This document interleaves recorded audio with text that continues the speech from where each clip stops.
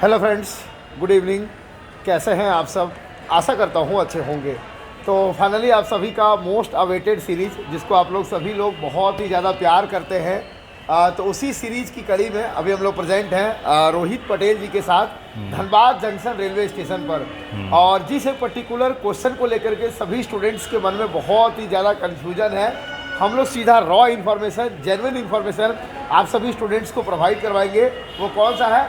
तो TTE का information. और आपकी जानकारी के लिए बता देना चाहता हूँ कि रोहित पटेल जी, जो आप लोग का NTPC 2019 की जो वैकेंसी आई थी, उसके माध्यम से जो न्यूज ज्वाइनिंग हुई है, वैसे स्टूडेंट्स में से एक स्टूडेंट है। तो रोहित जी, आपका बहुत बहुत स्वागत है हमारे यूट्यूब चैनल उमंग स्टडी। स्वागत है। और हमारे जो आपके चैनल के द्वारा जो दर्शक हमें देख रहे हैं, आपको भी देख रहे हैं, उनका भी तहे दिल से स्वागत है। ठीक है, तो सबसे पहला सवाल आपसे ये है, सवाल के लिए फिर रिक्वेस्ट है कि आप अपना थोड़ा परिचय दीजिए हमारे। जी हाँ, मेरा नाम रोहित पटेल है। मेरा घर बिहार के कैमूर जिला और हमारा नज़दीकी railway station Bhabua railway station है। और मैं NTPC 2019 के तहत सिलेक्टेड कैंडिडेट हूँ, जिसकी एक एक हिस्ट्री हमको पता है। कैसे परीक्षा करवाया गया कोरोना काल में, कैसे उसको रिजल्ट हम लोग प्रदर्शित करवाए। रिजल्ट पर बहुत सारे विवाद हुए, बहुत सारी पटना में विवाद हुए। उसके बाद रिवाइज रिजल्ट हुआ आया। उसके बाद लेवल वाइज एग्ज़ाम हुआ, लेवल 6 का अलग, लेवल 5 का अलग, 4, 3, 2 का अलग। उसके बाद लेवल वाइज रिजल्ट आना शुरू हुआ। एक सिस्टमेटिक वे में, एक अच्छे संघर्ष के बाद इसकी पूरी प्रक्रिया समाप्त हुई। रोजगार मेला के तहत सबको नियुक्ति पत्र दिया गया। और बहुत ही सौभाग्य की बात है, आज हम धनबाद रेलवे स्टेशन पर हैं, जो इंडिया का नंबर 1 मतलब डिवीज़न माना जाता है फ्रेट के मामले में, यानी माल भाड़ा के मामले में। और पूरे झारखंड राज्य का सबसे ज़्यादा इनकम देने वाला ये, यानी ज़्यादा राजस्व देता है ये हमारा धनबाद स्टेशन। और हमें सौभाग्य है कि मुझे इस इतने बड़े डिवीज़न के, इतने बड़े स्टेशन का सेवा करने का मौका मिला है। मैं फ़िलहाल सीनियर पार्सल क्लर्क के पोस्ट पर पदस्थापित हूँ और TTE के बारे में बहुत कुछ जानकारी दूंगा, क्योंकि मर्जिंग पोस्ट हो चुका है। सीनियर CCTC का पोस्ट 2019 से आ रहा है। इसमें 5 तरह के पोस्ट इंक्लूड हैं: goods clerk, parcel clerks, booking यानी जो अनरिजर्व टिकट कटता है, और रिजर्वेशन टिकट, और TTE का पोस्ट। तो हमारे कुछ साथी सभी विभाग में गए हुए हैं, कुछ TTE बने हैं। हमारे विभाग के बता देते हैं, टोटल 16 लोग यहाँ पर, 18 लोग हैं, जिसमें 9 लोग TTE हैं, नहीं 5 लोग पार्सल में आए हुए हैं और 13 लोग TTE बने हुए हैं। हो सकता है हम कुछ समय बाद हम भी पार्सल हैं, 2 साल 4 साल बाद हम भी TTE के पद पर जा सकते हैं। TTE वाले साथी भी पार्सल में आ सकते हैं, पार्सल वाला साथी गुड्स में भी जा सकते हैं। मतलब 5 तरह के पोस्ट मिला हुआ है सीनियर CCTC। और ये बहाली फर्स्ट और लास्ट NTPC के तहत। अब जो भी बहाली होगी तो सीनियर CCTC की बहाली नहीं आएगी, CCTC की बहाली आएगी लेवल 3 के। और आगे बढ़ते हैं सवालों के साथ। जी, आपने एक बहुत ही इम्पोर्टेंट जिक्र किया कि जो आप लोगों का सीनियर CCTC की जो पोस्ट आई थी, उसी के अंदर टोटल 5 तरह का पोस्ट था, जिसमें एक पोस्ट TTE का भी था। TTE का भी है। तो ये मार्केट में जो कंफ्यूजन फैलाया गया है स्टूडेंट्स के बीच में कि TTE की जो बहाली होती है वो डायरेक्ट आती है, ये पूरी तरह से गलत है। ये पूरी तरह से गलत है। जो पोस्ट आती है वो एक्चुअली में CCTC की पोस्ट आती है। उसमें रेलवे इंटरनली डिसाइड करती है कि किसको पार्सल में भेजना है, किसको रिजर्वेशन काउंटर में भेजना है, किसको मतलब कि अनरिजर्व टिकटिंग में भेजना है, बुकिंग में भेजना है, किसको TTE बनाना है। ये रेलवे का इंटरनल मैटर है।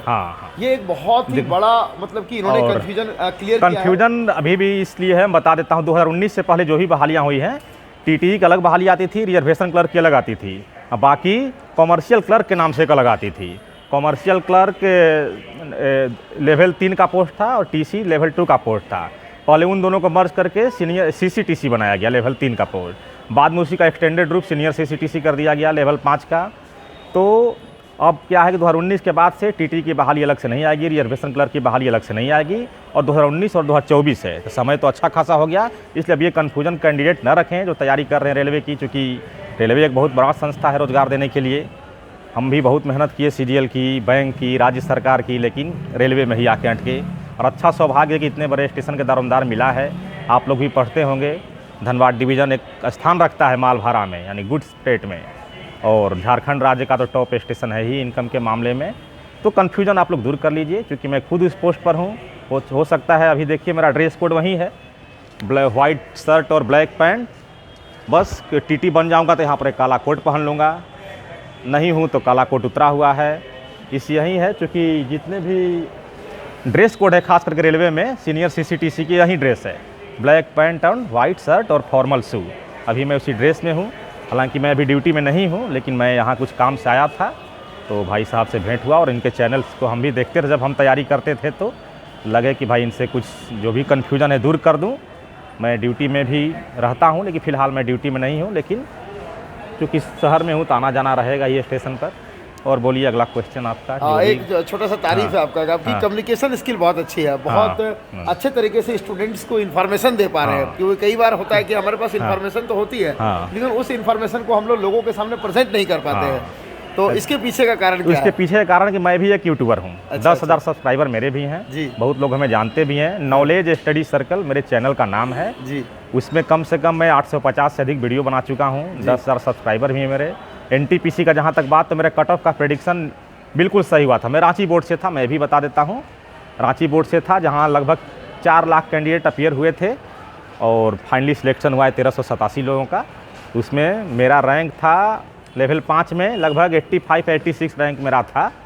और जब ट्रेनिंग हुआ था, भूली में ट्रेनिंग सेंटर भी है, और धनबाद डिवीज़न, पूरे भारत के लोग चाहते हैं कि धनबाद डिवीज़न में मुझे सेवा का मौका मिले। और बहुत सारे कीर्तिमान स्थापित किए हैं धनबाद डिवीज़न। बगल में ही DRM ऑफिस है, यहाँ से मुश्किल से 200 मीटर की दूरी पर। तो इसलिए जैसा हमारे उमंग स्टडी के डायरेक्टर बताए कि ये बोलने का स्किल, तो स्किल इसलिए कि मैं खुद एक स्टूडेंट भी रह चुका हूँ और मेरा एक यूट्यूब चैनल भी है, इसलिए मुझे बोलने का स्किल हो गया है। बहुत लोग हमें जानते हैं।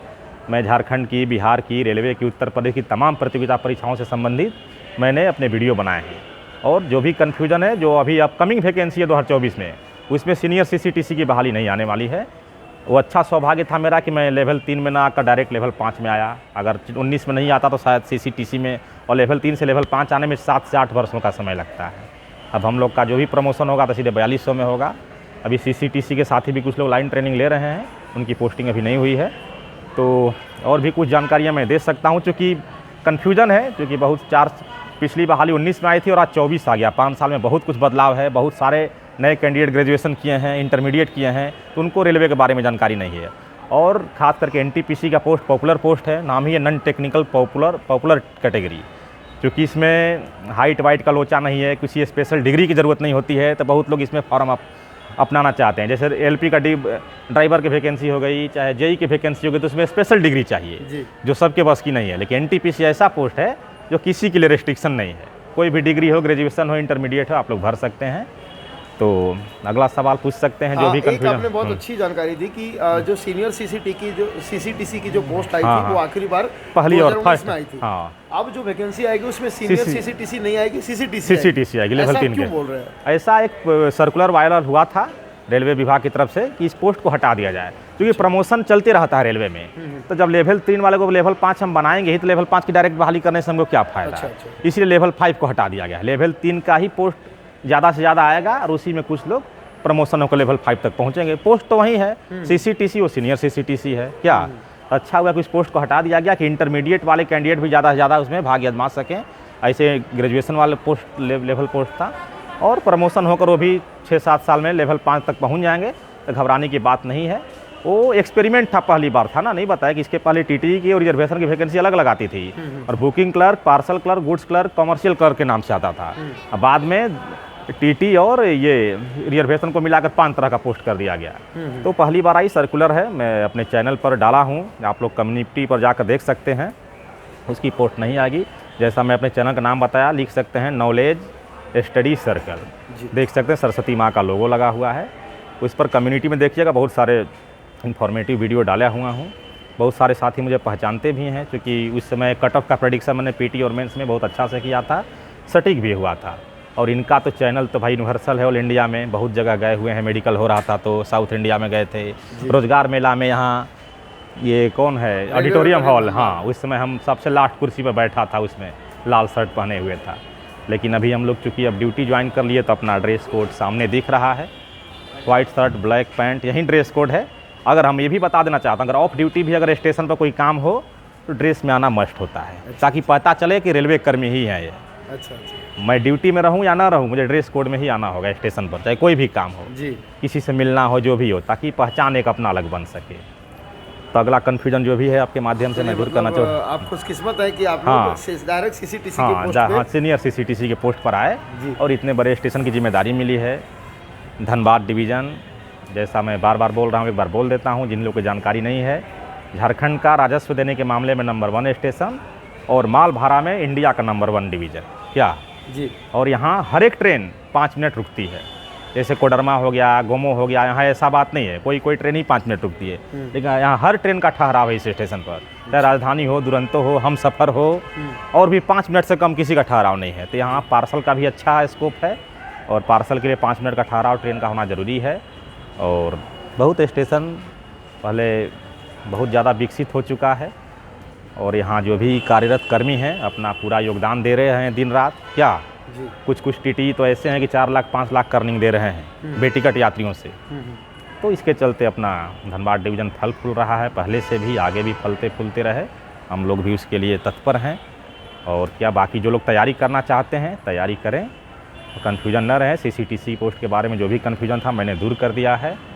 और मैथ रीजनिंग जो भी है वो लोग तो आप लोग जानते ही हैं जो लोग तैयारी कर रहे हैं, लेकिन कुछ चीज़ें हैं, वैकेंसी आने वाली है क्योंकि चुनावी दौर भी है और बहुत समय भी हो चुका है आए हुए, तो आप लोग निश्चित तैयारी करते रहें। बाकी ये चैनल उमंग स्टडी या हमारे चैनल से भी आप लोग जुड़ सकते हैं, क्योंकि मेरे चैनल पर वीडियो कम आ रहे हैं क्योंकि मैं तो जॉब में आ गया हूँ, लेकिन फिर भी मैं इक्का दुक्का वीडियो डालते रहता हूँ।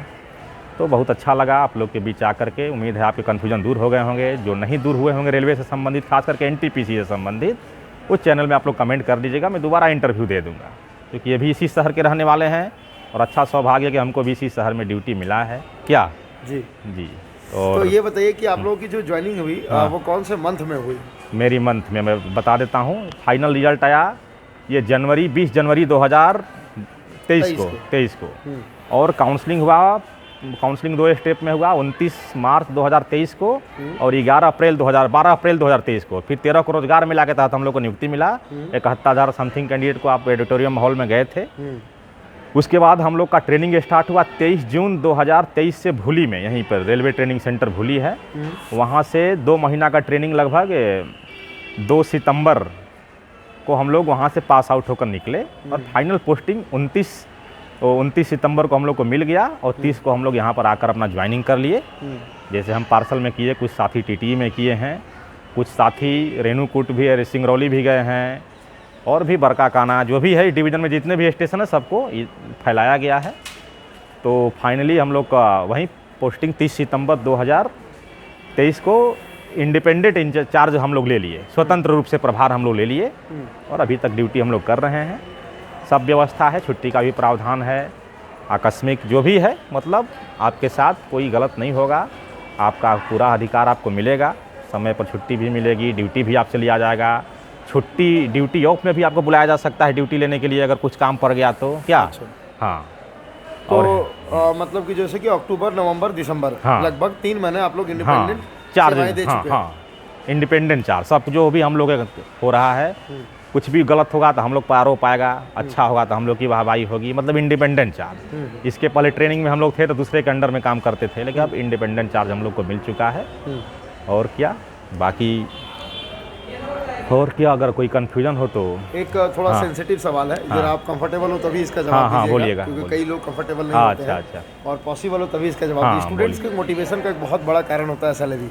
सैलरी हालांकि रेलवे में बहुत कुछ छुपा वो नहीं होता है, लेवल से आप अंदाजा लगा सकते हैं किसकी कितनी सैलरी होगी। तो सैलरी अभी आप लोगों को प्रेजेंट टोटल इनकम कितना बता रहे हैं, अभी हम लोग को 45,621 रुपया इन हैंड सैलरी आ रहा है अभी, जिसमें से हम लोग को हाउस रेंट अलाउंस नहीं मिल रहा है और नाइट ड्यूटी अलाउंस नहीं मिल रहा है। तो धनबाद शहर में 18% हाउस रेंट अलाउंस मिलता है बेसिक का, तो उसका 5280 जोड़ दीजिए और नाइट ड्यूटी 270 रुपया पर डे मिलना होता है। तो हर एक मंथ में कम से कम 1 सप्ताह हो जाता है, तो उसका मान कर चलिए कि 2000 के लगभग उसका मान कर चलिए और 5200 इधर, तो 5200 2000 7200 राउंड ऑफ में हम 7500 लेते हैं, तो उस सैलरी जुड़ेगा तो 52,000 से प्लस चला जाएगा। लेकिन अभी उसमें से NPS कटेगा 4100 रुपया, तो फाइनली आ जाएगा 48,000 इन हैंड सैलरी आ जाएगा। लेकिन अभी वर्तमान वस्तु स्थिति है कि चूँकि नया हम लोग ज्वाइनिंग किए हैं तो HRE मिलने में, नाइट ड्यूटी अलाउंस मिलने में थोड़ा सा एक प्रोसेस होता है, वो प्रोसेस क्लियर होते ही ग्रॉस सैलरी 52,000 हो जाएगी और इन हैंड सैलरी NPS काटने के बाद 48,000 हो जाएगी स्टार्टिंग में। हाँ। तो अभी आप वर्तमान में जिस पोस्ट पर कार्यरत हैं, इस पर्टिकुलर पोस्ट से आपके TTE की पोस्ट पे जाने की संभावनाएं क्या है? संभावनाएं हैं, चूँकि मर्जिंग पोस्ट है। जैसे पहले कॉमर्शियल क्लर्क पोस्ट था, जिसमें booking clerk, parcel clerk, goods clerk आते थे। तो पार्सल क्लर्क को कुछ 4 साल के बाद या कुछ जब भी हो, जैसे उनका प्रमोशन हुआ, 1900 में लोग बहाली होते थे या 2000 में, जैसे ही अगला स्टेज ग्रेड पे में गए, उनका प्रमोशन बुकिंग से है तो गुड्स में भेज दिया गया, गुड्स से हैं तो उनको पार्सल में बैठा दिया गया, पार्सल वाले हैं तो बुकिंग में भेज दिया गया। तो जैसे ही हम लोग का 2800 ग्रेड पे है, 3 साल या 4 साल के आसपास जब भी हम लोग का प्रमोशन अगला ग्रेड पे में होगा या अगला लेवल में होगा, तो हो सकता है हम पार्सल क्लर्क हैं, हमको टीटी बना दिया जाए, अच्छा, या बुकिंग पर बैठा दिया जाए, या गुड्स क्लर्क बना दिया जाए। कुछ ना कुछ चेंजिंग होगा ग्रेड पे के बढ़ोतरी के साथ। तो 5 पोस्ट में हम किसी पर भी जा सकते हैं। मर्जिंग पोस्ट है, अच्छा, क्योंकि ट्रेनिंग हम लोग सब कुछ का लिए हुए हैं। तब इनिशियल में कुछ 5 पोस्ट सबको मिला हुआ है। हम पार्सल हैं, कुछ साथी टीटी में, कुछ बुकिंग में, कुछ गुड्स क्लर्क में। तो अच्छा खासा संभावना है कि टीटी में भी जा सकते हैं, बुकिंग में भी जा सकते हैं। मतलब पूरे जो भी पीरियड हम लोग का बचा हुआ है, 30 साल, 32 साल, किन्हीं का 35 साल भी बचा होगा ड्यूटी पीरियड, तो लगभग हर पोस्ट का आनंद ले सकते हैं, ऐसा है। तो आपको मतलब टीटी के पोस्ट का भी ट्रेनिंग दिया गया है? हाँ, टीटी पोस्ट का भी ट्रेनिंग दिया गया है, गुड्स का भी दिया गया है, रिजर्वेशन का भी दिया गया है, बुकिंग का भी दिया गया है, सब कुछ का हम लोग दिया गया तो है। जब आप लोगों को ट्रेनिंग चल रही थी, हाँ, उस समय तक क्लियर था कि आपको कौन सा पोस्ट नहीं, मिलेगा, कुछ भी मिलेगा? क्लियर नहीं था। अच्छा, 29 सितंबर को हम लोग को जब मिला फाइनलिंग ज्वाइनिंग लेटर, तब उस पर लिखा हुआ था कि आपको पार्सल क्लर्क धनबाद स्टेशन पर मिला हुआ है। तो हम लोग यहाँ के अपने जो सुपरवाइजर है, इंचार्ज थे, उनको हम लोग रिपोर्ट किए, तो हम लोग को इंडिपेंडेंट चार्ज दिया, हम लोग ड्यूटी अपना करने लगे। कुछ पता नहीं था। और अगला जो चेंजिंग होगा वो भी हम लोग को कुछ पता नहीं रहेगा। लेटर आएगा कि अब आपको यहाँ से उस स्टेशन पर ट्रांसफ़र किया जाता है, आपको ये पोस्ट पर किया जाता है। जैसे अभी हमारे यहाँ से एक स्टाफ गए हैं, उनका 2800 से 4200 में प्रमोशन हुआ है, उनको यहाँ से कुसुंडा भेज दिया गया है। यहाँ पार्सल क्लर्क थे, वहाँ गुड्स क्लर्क बना दिया गया है। हाँ। और पुराने स्टाफ जो भी हैं, उनका मिला जुला अनुभव यही है कि जब जब प्रमोशन हुआ है कि नहीं का, तो कहीं ना कहीं स्टेशन चेंज हुआ है, पोस्ट भी चेंज हुआ है। हाँ, ऐसा भी हुआ है। हाँ, हाँ। और इसके अलावा एक चीज़ और हम लोग बन सकते हैं, कॉमर्शियल कंट्रोल हर एक डिवीज़न में होता है, वहाँ भी कॉमर्शियल विभाग के ही स्टाफ जाते हैं। हमारे कुछ नए साथी को भी कॉमर्शियल कंट्रोल में भेजा गया है, और आगे भी किन्हीं को भेजा जा सकता है, और पहले से भी भेजा जाता रहा है। कॉमर्शियल कंट्रोल डिवीज़न में हर तरह के कंट्रोल हैं, goods control, commercial control, signal control, station control. Commercial control में भी हम ही लोग के स्टाफ वहाँ जाते हैं। पूरे डिवीज़न में क्या क्या हो रहा है, क्या परेशानियाँ हो रही हैं कहीं पर, तो कंट्रोल को सूचना दिया जाता है, कंट्रोल संबंधित स्टेशन को रिपोर्ट करता है, उसका समाधान किया जाता है। तो आप जिस पर्टिकुलर पोस्ट पर है, हाँ, उस पर्टिकुलर पोस्ट पर आप करते क्या है, आपका काम क्या होता हाँ, मेरा काम है, अगर कोई अपना सामान बुक कराने आता है, मान लीजिए यहाँ से, है? हम ही एक पैसेंजर हैं। हाँ, आप ही हमको पैसेंजर, आपको बाइक भेजवाना है यहाँ से, मान लीजिए मुंबई के लिए, दिल्ली के लिए आप आइएगा, तो पहले बुकिंग कराइएगा। रेलवे के नियम के अनुसार उसको पैकिंग कराना होता है, पेट्रोल निकालना होता है, हम बुकिंग कर देंगे दिल्ली के लिए। दिल्ली का जो भी किराया बनता है आप देख करके अपने घर चले जाइएगा। अब रेलवे की जिम्मेदारी है कि उसको दिल्ली कैसे भेजवाना है। उसमें एक स्लिप या रसीद मिलेगा, उसको सिंपल भाषा में बता देते हैं, उसको आपको वहाँ पहुँचाना है। जैसे ही बाइक आपका वहाँ पहुँचेगी, अब तो चूँकि कंप्यूटर सिस्टम या कर दिया गया है PMS, पार्सल मैनेजमेंट सिस्टम, जैसे ही बुकिंग कराइएगा मोबाइल पर मैसेज आता है। ट्रेन में लोड होगा उसका मैसेज आएगा। दिल्ली के लिए बुक कराए हैं तो वहाँ जिस स्टेशन पर उतरेगा उसका मैसेज आएगा, आपको सूचना मिलते रहेगा। जैसे ही दिल्ली स्टेशन पहुँचेगा आपके मोबाइल पर मैसेज आएगा कि आपकी बाइक वहाँ पहुँच चुकी है, जाकर ले लें। फिर वहाँ पर आप जाइएगा, चाहे किसी के माध्यम से, जिसके नाम से वहाँ डिलीवरी लेना, वो रसीद दिखाएंगे, अपना ID प्रूफ का फ़ोटो कॉपी देंगे, वो सामान लेकर के घर जा सकते हैं। ठीक है। हाँ, ये तो बुकिंग का हो गया। अगर कहीं से कोई सामान आ रहा है अपने यहाँ, मान लीजिए दिल्ली से कोई सामान भेजवा रहा है धनबाद के लिए, तो हम लोग उसको यहाँ उतारेंगे, तो पार्टी को खबर चल जाएगा। जैसे बुकिंग के समय जा रहा था, लोडिंग के समय जा रहा था, तो हम लोग पार्टी को यहाँ से डिलीवरी दे देंगे। और एक और काम होता है, जैसे कोई धनबाद में नया है, घूमने आया है, अपना बहुत भारी सामान लिया हुआ है, उसको साथ में ले जाकर उसको चलने में समस्या है, तो वहाँ क्लॉक रूम बना हुआ है, अमानती घर, वहाँ रख सकता है। 15 रुपया 24 घंटा का चार्ज है, फर्स्ट 24 घंटा का। उसके बाद नेक्स्ट 24 घंटा का 20 रुपया लगता है। तो रख कर अपना घूम फिर सकता है, जाते वक्त अपना कर सकता है, कम से कम फ्री हैंड घूम तो सकता है। रेलवे इतना सस्ता सुविधा दी हुई है।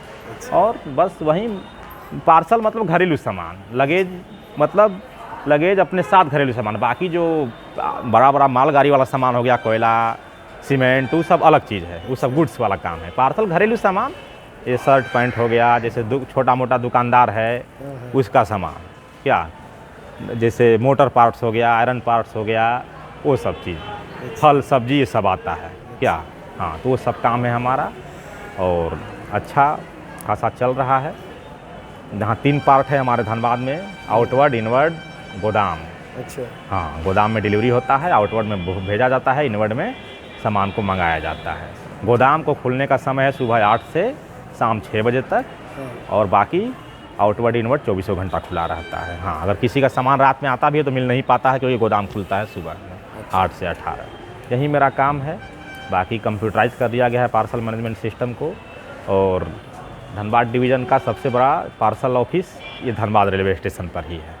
ये भी अच्छी, ऐसे सिंगरौली में भी है, चौपन में भी है, डाल्टनगंज में भी है, और कोडरमा में भी है, गोमो में भी है, लेकिन सबसे ज़्यादा रस धनबाद स्टेशन पर है, क्योंकि अच्छा खासा आबादी है, पुराना शहर है, यहाँ IIT है, मेडिकल हैं, BIT सिंदरी है, बहुत है, हाँ, BGMS है, तो बहुत कुछ है यहाँ पर, इसलिए BCCL यहाँ लोग के आना जाना लगा रहता है। नए साल है, कुछ कर्मचारी रिटायर होंगे, ट्रांसफ़र होगा तो अपना बाइक भिजवाएंगे, अपना पूरा घरेलू सामान वहाँ भिजवाएंगे, तो पार्सल के माध्यम से ही जाता है। यही मेरा काम है। बाकी TTE का काम से सभी लोग परिचित हैं, जितने भी लोग रेलवे में सफ़र किए होंगे। रिजर्वेशन से सभी लोग परिचित होंगे, बुकिंग काउंटर से परिचित होंगे। लेकिन गुड्स और पार्सल ऐसा चीज़ है जिसमें बहुत कम लोग इसके बारे में जानते हैं। तो पार्सल के बारे में मैंने बता दिया, गुड्स के बारे में भी तो ऐसा कुछ खास ज़रूरत नहीं पड़ता है, क्योंकि ज़्यादातर ज़रूरत बुकिंग, रिजर्वेशन और TTE से पाला पड़ता है लोगों का। क्या पार्सल के बारे में बहुत कम लोग को पाला पड़ता है, गुड्स में भी कम पड़ता है। लोग मालगाड़ी जाते हुए देखते तो ज़रूर हैं, लेकिन ज़्यादा जानकारी नहीं रहता है क्या कि क्या क्या चीज़ उसमें जाता है, क्या क्या प्रावधान है। तो उस सब के बारे में अगली कड़ी में चर्चा करेंगे। फिलहाल मैं जिस पोस्ट पर हूँ उसके बारे में बताया। जो कन्फ्यूजन था CCTC, सीनियर CCTC, TTE, उसके बारे में मैंने बताया। आने वाले वैकेंसी के बारे में मैंने बताया, अपना परिचय बताया। आप लोग को अच्छा लगा होगा, और बाकी आप बता अच्छा, दें। एक आपने बहुत इंपॉर्टेंट कहा कि TTE के काम से ऑलरेडी हम लोग अवगत हैं कि हाँ, क्या करते हैं, हाँ, नहीं करते हैं, क्या करते तो हैं। जितना हम लोग देख पाते हैं, हाँ। क्या TTE का काम उतना ही होता है या उसके नहीं। अलावा भी कुछ काम होता है जो आम आदमी हाँ, देख नहीं बता पाता? रहे हैं, उसके अलावा भी काम होता है। रिटायरिंग रूम बुक करना, अच्छा। जैसे कोई आया बाहर में, स्टेशन के बाहर क्या होटल है, कुछ जानकारी नहीं, तो स्टेशन पर भी विश्रामालय होता है, वो भी काम TTE का ही बुकिंग करना होता है। हाँ, और बहुत कुछ काम होता है, जैसे महिला बोगी में कोई पुरुष न जा पाएँ, विकलांग बोगी में कोई पुरुष न जा पाएँ। लोगों को लगता है कि RPF का काम है, लेकिन नहीं, TTE को ही मेन देखना है कि अनाधिकृत व्यक्ति उसमें न प्रवेश कर पाएँ। RPF तो सजा देने का काम करेगा, लेकिन TTE को ही देखना है। और क्या, बाकी चलती ट्रेन में कोई समस्या आ गया, AC खराब हो गया, क्या बाथरूम में पानी नहीं है, तो TTE को ही देखना है। पैसेंजर TTE से कंप्लेन कर सकते हैं। TTE कॉमर्शियल कंट्रोल, जिसका जिक्र किया, वहाँ खबर भेजते हैं। तो कॉमर्शियल कंट्रोल आसपास के स्टेशन पर उसको खबर करता है कि इस कोच में पानी नहीं है, AC खराबी हो गया है, वो सभी देखना काम है। और AC खराबी हो गया, AC बोगी में कोई सफ़र कर रहा है, तो उसका टिकट रिफंड करने का भी प्रावधान TTE के माध्यम से होता है। TTE लिख कर देंगे कि नहीं, AC कोच खराब रहा पूरे भर, तो जो भी किराया वापसी का प्रावधान है वो TTE के माध्यम से होता है। जो हम लोग सामने देखते हैं उससे कहीं ज़्यादा और काम अंदर में है, जो लोग पब्लिक नहीं जानते हैं। मैंने बताया, वहीं रिटायरिंग रूम पर करना, अगर AC खराब हो गया, शौचालय में पानी नहीं है, साफ़ सफाई नहीं है, तो भी TTE से आप शिकायत कर सकते हैं। TTE अपने स्तर से उसका समाधान करते हैं। और ये भी एक बहुत लोगों को जानकारी नहीं होगा, लगा खाली टिकट चेक करना होता है, ऐसा नहीं। जो भी